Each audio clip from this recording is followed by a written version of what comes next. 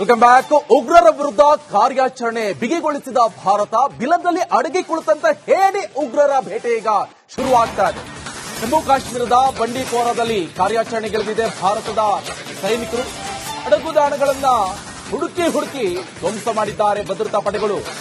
ಪೊಲೀಸರು ಹಾಗೆ ಭದ್ರತಾ ಪಡೆಗಳ ಜಂಟಿ ಕಾರ್ಯಾಚರಣೆ ಇದು. ಭದ್ರತಾ ಪಡೆಗಳ ಮೇಲೆ ಗುಂಡಿನ ದಾಳಿ ಕೂಡ ನಡೆಸಿದೆ. ಪ್ರತಿ ದಾಳಿಗೆ ಬೆದರಿ ಪರಾರಿಯಾಗ್ತಾ ಇರುವಂತಹ ಉಗ್ರರು ನೋಡಿ. ಹೇಡಿ ಉಗ್ರರು ದಾಳಿಯನ್ನ ಮಾಡ್ತಾವೆ, ಆದ್ರೆ ವಾಪಸ್ ಭಾರತೀಯ ಸೈನಿಕರು ವಾಪಸ್ ಗುಂಡಿನ ಸುರಿಮಳೆಗೈದಂತ ಸಂದರ್ಭದಲ್ಲಿ ಅಲ್ಲಿಂದ ಕಿತ್ತು ಪರಾರಿಯಾಗ್ತಾರೆ. ಹೇಡಿ ನರಿಬುದ್ಧಿ ಪಾಕಿಸ್ತಾನದ ಕುಮ್ಮಕ್ಕಿನಿಂದ ನಡೀತಾ ಇರುವಂತಹ ಈ ಭಯೋತ್ಪಾದನೆ ಸದ್ಯ ಈಗ ಗಮನಿಸ್ತಾ ಇರಬಹುದು ಯಾವ ರೀತಿಯಾಗಿ ಭಾರತ ದಿಟ್ಟ ನಿರ್ಧಾರವನ್ನ ತೆಗೆದುಕೊಂಡಿದೆ.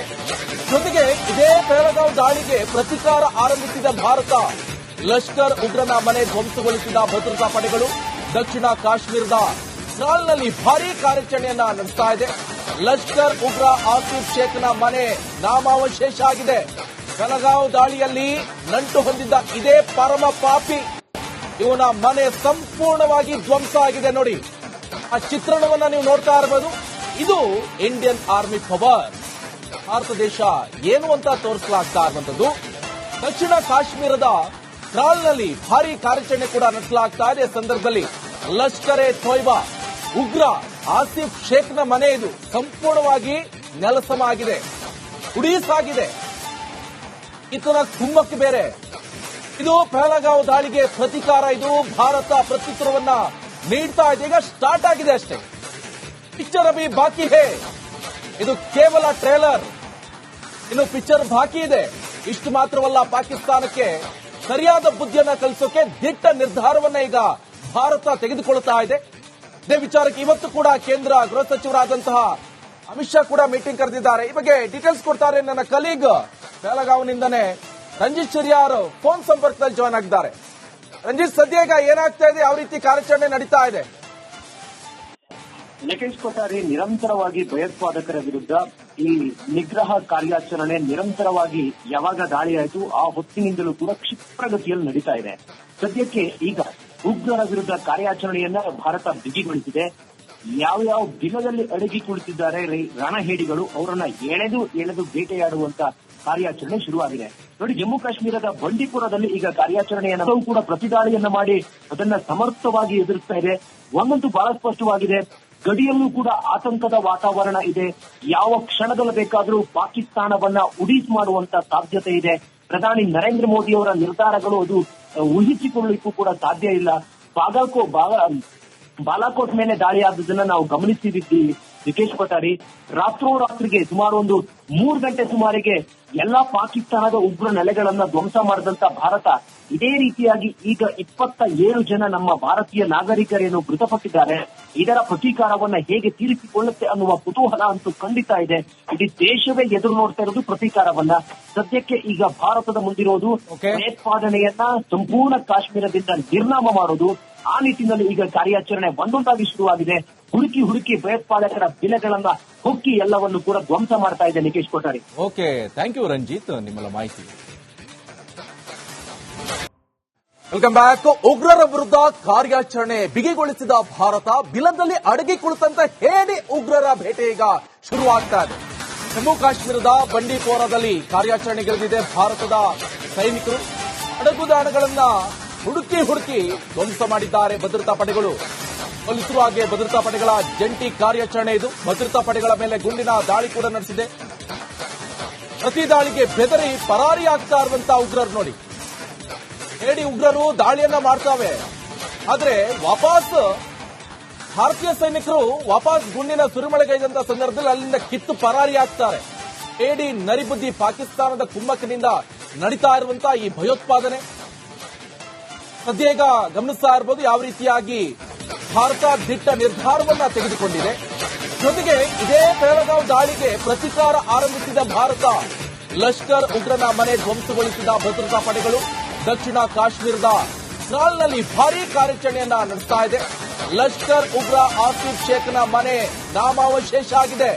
ಪಹಲ್ಗಾಮ್ ದಾಳಿಯಲ್ಲಿ ನಂಟು ಹೊಂದಿದ್ದ ಇದೇ ಪರಮ ಪಾಪಿ ಇವನ ಮನೆ ಸಂಪೂರ್ಣವಾಗಿ ಧ್ವಂಸ ಆಗಿದೆ ನೋಡಿ. ಆ ಚಿತ್ರಣವನ್ನ ನೀವು ನೋಡ್ತಾ ಇರಬಹುದು. ಇದು ಇಂಡಿಯನ್ ಆರ್ಮಿ ಪವರ್. ಭಾರತ ದೇಶ ಏನು ಅಂತ ತೋರಿಸಲಾಗ್ತಾ ಇರುವಂತದ್ದು. ದಕ್ಷಿಣ ಕಾಶ್ಮೀರದ ತ್ರಾಲ್ನಲ್ಲಿ ಭಾರಿ ಕಾರ್ಯಾಚರಣೆ ಕೂಡ ನಡೆಸಲಾಗ್ತಾ ಇದೆ. ಸಂದರ್ಭದಲ್ಲಿ ಲಷ್ಕರ್ ಎ ತೊಯ್ಬಾ ಉಗ್ರ ಆಸಿಫ್ ಶೇಖ್ನ ಮನೆ ಇದು ಸಂಪೂರ್ಣವಾಗಿ ನೆಲಸಮ ಆಗಿದೆ, ಉಡೀಸಾಗಿದೆ. ಇತರ ಕುಮ್ಮಕ್ಕೆ ಬೇರೆ. ಇದು ಪಹಲಗಾಂವ್ ದಾಳಿಗೆ ಪ್ರತೀಕಾರ. ಇದು ಭಾರತ ಪ್ರತ್ಯುತ್ತರವನ್ನ ನೀಡ್ತಾ ಇದೆ. ಈಗ ಸ್ಟಾರ್ಟ್ ಆಗಿದೆ ಅಷ್ಟೇ. ಪಿಕ್ಚರ್ ಅಭಿ ಬಾಕಿ ಹೇ. ಇದು ಕೇವಲ ಟ್ರೇಲರ್, ಇನ್ನು ಪಿಕ್ಚರ್ ಬಾಕಿ ಇದೆ. ಇಷ್ಟು ಮಾತ್ರವಲ್ಲ, ಪಾಕಿಸ್ತಾನಕ್ಕೆ ಸರಿಯಾದ ಬುದ್ಧಿಯನ್ನ ಕಲಿಸೋಕೆ ದಿಟ್ಟ ನಿರ್ಧಾರವನ್ನ ಈಗ ಭಾರತ ತೆಗೆದುಕೊಳ್ಳುತ್ತಾ ಇದೆ.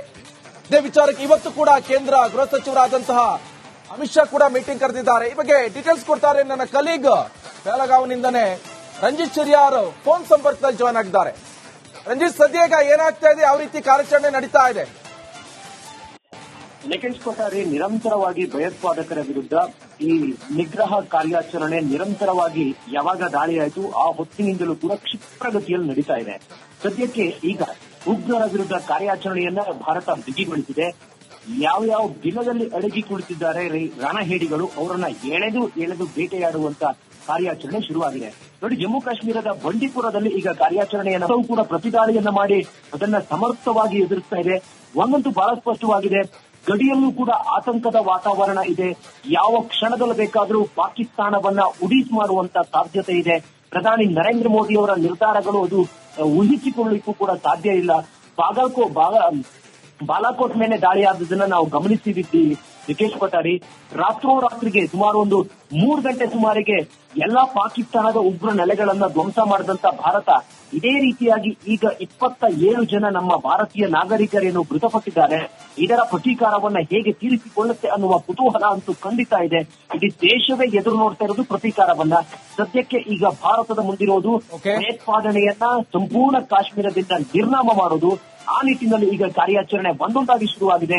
ಹುಡುಕಿ ಭಯೋತ್ಪಾದಕರ ಬಿಲೆಗಳನ್ನ ಹೊಕ್ಕಿ ಎಲ್ಲವನ್ನು ಕೂಡ ಧ್ವಂಸ ಮಾಡ್ತಾ ಇದೆ Nikhesh Kothari. Okay, thank you Ranjit, ನಿಮ್ಮೆಲ್ಲ ಮಾಹಿತಿ. Welcome back. ಉಗ್ರರ ವಿರುದ್ಧ ಕಾರ್ಯಾಚರಣೆ ಬಿಗಿಗೊಳಿಸಿದ ಭಾರತ ಬಿಲದಲ್ಲಿ ಅಡಗಿ ಕುಳಿತಂತ ಹೇಡಿ ಉಗ್ರರ ಬೇಟೆ ಈಗ ಶುರುವಾಗ್ತಾ ಇದೆ. ಜಮ್ಮು ಕಾಶ್ಮೀರದ ಬಂಡೀಪೋರಾದಲ್ಲಿ ಕಾರ್ಯಾಚರಣೆಗಿಳಿದಿದೆ ಭಾರತದ ಸೈನಿಕರು. ಅಡಗುದಾಣಗಳನ್ನ ಹುಡುಕಿ ಧ್ವಂಸ ಮಾಡಿದ್ದಾರೆ ಭದ್ರತಾ ಪಡೆಗಳು. ಪೊಲೀಸರು ಹಾಗೆ ಭದ್ರತಾ ಪಡೆಗಳ ಜಂಟಿ ಕಾರ್ಯಾಚರಣೆ ಇದು. ಭದ್ರತಾ ಪಡೆಗಳ ಮೇಲೆ ಗುಂಡಿನ ದಾಳಿ ಕೂಡ ನಡೆಸಿದೆ. ಪ್ರತಿ ದಾಳಿಗೆ ಬೆದರಿ ಪರಾರಿಯಾಗ್ತಾ ಇರುವಂತಹ ಉಗ್ರರು ನೋಡಿ. ಹೇಳಿ ಉಗ್ರರು ದಾಳಿಯನ್ನ ಮಾಡ್ತಾವೆ, ಆದ್ರೆ ವಾಪಸ್ ಭಾರತೀಯ ಸೈನಿಕರು ವಾಪಸ್ ಗುಂಡಿನ ಸುರಿಮಳೆಗೈದಂತ ಸಂದರ್ಭದಲ್ಲಿ ಅಲ್ಲಿಂದ ಕಿತ್ತು ಪರಾರಿಯಾಗ್ತಾರೆ. ಹೇಳಿ ನರಿಬುದ್ಧಿ ಪಾಕಿಸ್ತಾನದ ಕುಮ್ಮಕ್ಕಿನಿಂದ ನಡೀತಾ ಇರುವಂತಹ ಈ ಭಯೋತ್ಪಾದನೆ ಸದ್ಯ ಈಗ ಗಮನಿಸ್ತಾ ಇರಬಹುದು ಯಾವ ರೀತಿಯ